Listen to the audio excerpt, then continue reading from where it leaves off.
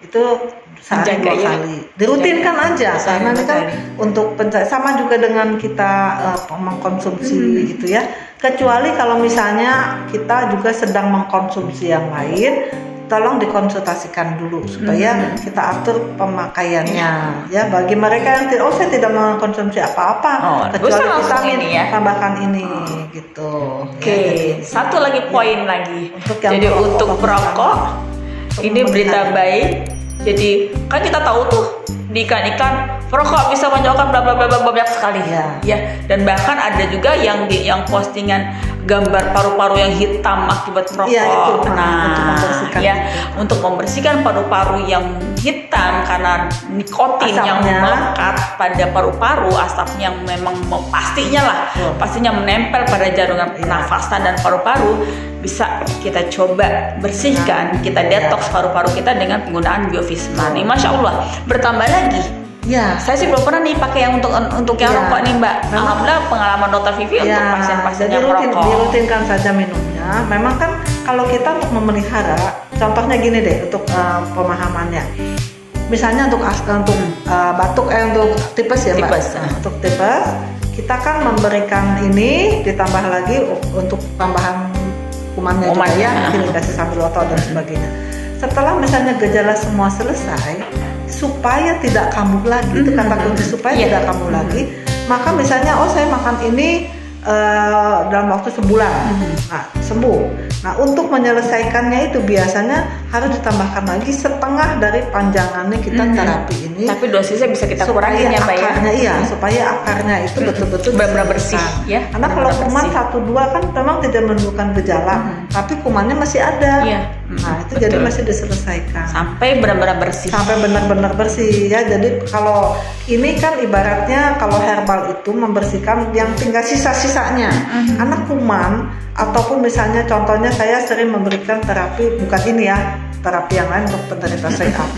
Misalnya dari hasil ini, dok bulan ini kok bagus ya hasil nilai ini. Tidak boleh berhenti karena kita harus selesaikan sampai akarnya. Sampai tuntas. Tuh, kalau kanker kan pasti lama. Tapi kalau satu infeksi juga membutuhkan waktu seperti itu.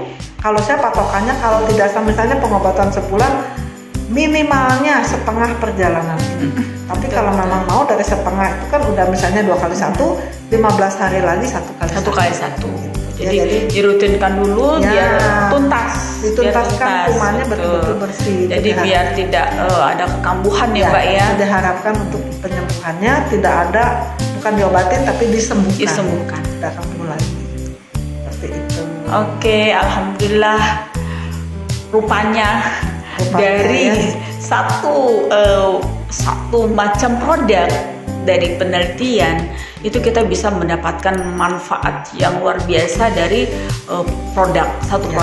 Bagaimana kalau kita bikin macam-macam produk ya, Mbak ya? Masya Allah. Berarti insya Allah lah setelah saya sih berharap masyarakat Indonesia bisa lebih mengenal herbal ya. Kembali ke alam.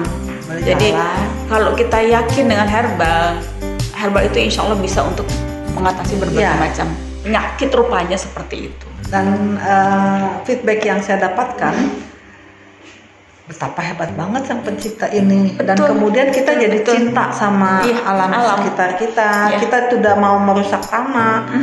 Jadi kita berpikir untuk membuang sampah-sampah. Itu jadi kebawa loh sekarang. Polanya udah teratur di. Betul, di dalam sampahku tuh kadang-kadang nggak ada plastik. Saya harus mengeluarkan plastik ini karena mengganggu pembusukan ini misalnya. Atau mungkin sekarang udah lebih berpikir mengolah sampah ini seperti apa.